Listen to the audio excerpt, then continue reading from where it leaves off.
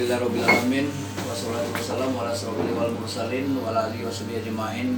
Puji syukur mari kita limpahkan kehadirat Allah Subhanahu wa taala yang mana pada sore ini kita tetap bersilaturahim, bertatap muka, menghadiri undangan kami dalam rangka untuk kebaikan khususnya warga Kabupaten Lahat secara umum, supaya intinya supaya penegakan hukum di Kabupaten Lahat ini tidak dipandang sebelah mata.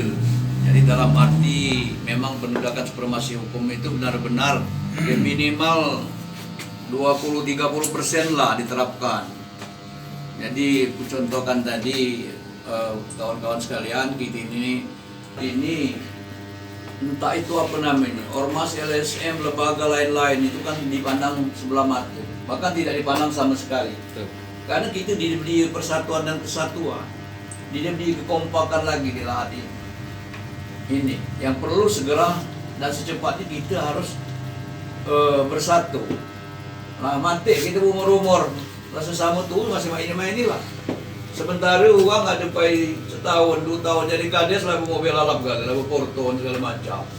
Lagi itu nyaulah di ujung tanduk kira-kira kan. Nah ini yang perlu kita rubah mindset kita.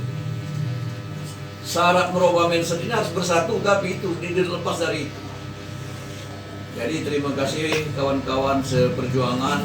Tujuan dan maksud rapat hari ini adalah yang pertama kita mempersiapkan untuk melaksanakan aksi atau demo. Nah, yang mana demo tersebut intinya kita minta keadilan baik dengan pemerintah ataupun dengan APH, aparat penegak hukum. Gitu. Jadi menuntut keadilan supaya kita mempunyai harga diri. Jadi disinilah supaya ke depan kita ini mempunyai hak yang sama dengan di Lahat ini. Pertemuan yang pertama aliansi baik lembaga, LSM dan wartawan, kita bermaksud ke depan bahwa akan kita satukan. Jadi mungkin nanti kita bentuk aktivis Lahat Bersatu, atau nanti di Palawang aktivis Lahat 4 Lawang Bersatu, Pagalaram mungkin Pagalaram Bersatu. Akhirnya mereka itu kita ngalah kan, posisi kita kalah ngaku, kalah jemennya. Nah inilah yang harus kita ke depan ini, kita sama-sama pertama masang niat kita harus bersatu. Kita baca ini.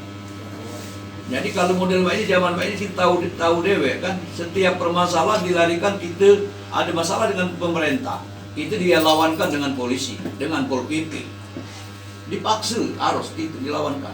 Nah, makanya kita mulai saat ini agak awal. Ini ya Arab maklum tempat ini, karena ini awal kan, ini masih banyak yang belum datang karena ada kegiatan di Grand Suri. Nah, ke depan kita kapan bertemu kita cari tempat yang luas. Mungkin di gedung di mana nanti gedung itu bang kita pertimbangkan itu. Jadi kembali ke fokus masalahan kita rapat ini tadi, kami ulang sedikit sekilas. Rencana kita akan melaksanakan aksi ataupun demo nanti kita bahas sama-sama, karena ini pembahasan jadi dengan jadinya kesepakatan kita hari ini, dan isinya juga kesepakatan hari ini, bukan kena aku, bukan kena Babang dan kawan-kawan sekalian. Kesepakatan kita bersama, kita akan melaksanakan aksi. Apa yang nak kita tuntut di aksi itu? Nanti mari kita bahas sama-sama. Pada hari ini adalah rapat formula aliansi, baik LSM, lembaga, ormas dan wartawan di sini ada. Nah, jadi kalau kita bahas sama-sama, yang jelas kita rapat ini untuk kepentingan kita supaya kita tidak dipandang. Belum kenal mungkin. Inilah namanya Bambang Kecil.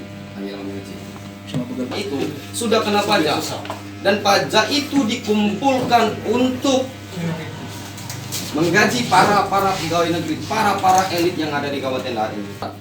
Inspektorat itu kan di situ ada Hafid yang bagian untuk audit bagian audit. Beberapa LSM yang ada di Kabupaten Lahat ini pernah melaporkan kejanggalan kerugian negara. Namun dari pihak inspektorat lamban menanggulangi hal tersebut. Salah satu contoh, Misalkan ada temuan kita di lapangan, lantas kita laporkan ke pihak penegak hukum. Terutama kan kita melaporkan ke inspektorat karena itu bidang mereka kan. Dan di inspektorat itu ketika mereka lidik ke lapangan, investigasi ke lapangan, pada saat ditemukan kerugian negara, mereka memberikan celah dalam waktu 60 hari mereka harus bisa mengembalikan dana tersebut. Memang ada di dalam undang-undangnya, di peraturan mereka ada. Cuman maksud itu kan, mau maling, ketahuan.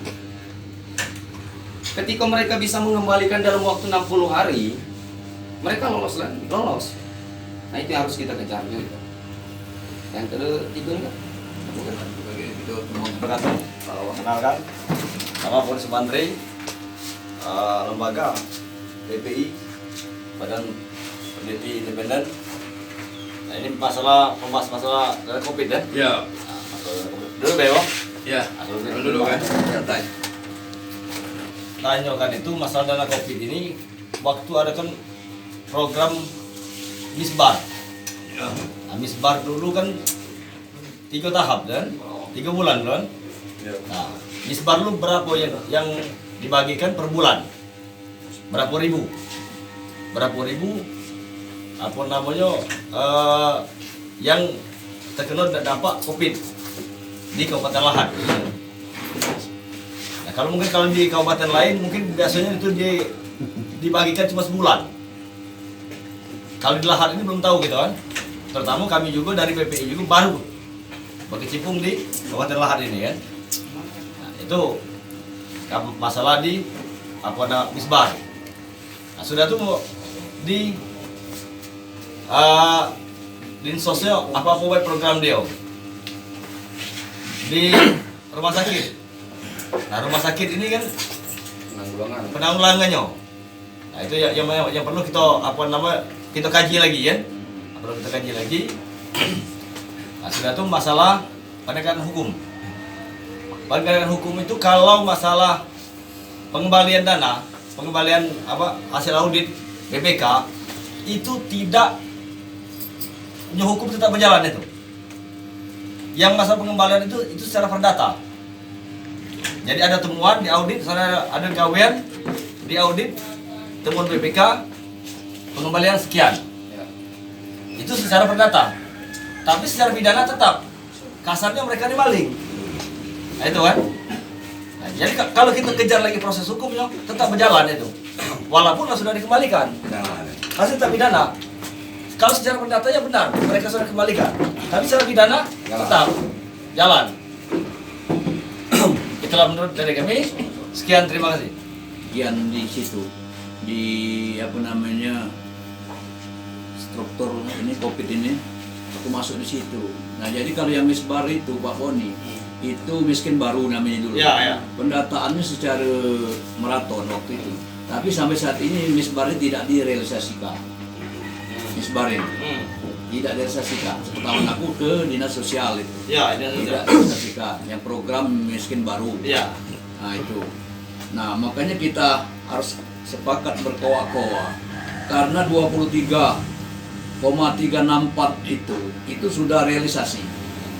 Nah sekarang yang perlu kita sepakati, kita yang ada di sini siapa yang dapat bantuan terdampak COVID? Entah itu wartawan, entah itu LSM, tadi itu ormas, OPD yang lain. Siapa yang dapat? Tidak akan tunjukkan jari. Kurasa tidak ada yang dapat. Nah itu kembali dengan masalah bantuan yang terdampak COVID yang 23 miliar 364 ini.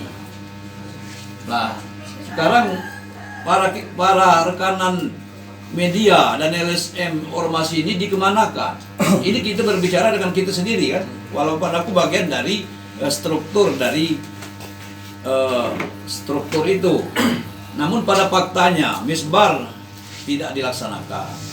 Kemudian yang tadi wartawan LSM tidak ada yang dapat. Nah sekarang dana 23 miliar ini secara jelasnya kita minta pertanggungjawaban ke pihak pemerintah sebagai gugus tugas. Nah, transparansi itu pernah kami demokan, kami sendiri dulu demo. Tambah ada juga kedua kali dari ikatan mahasiswa minta ketransparanan itu. Tapi sampai sekarang tidak ada kejelasan itu, sehingga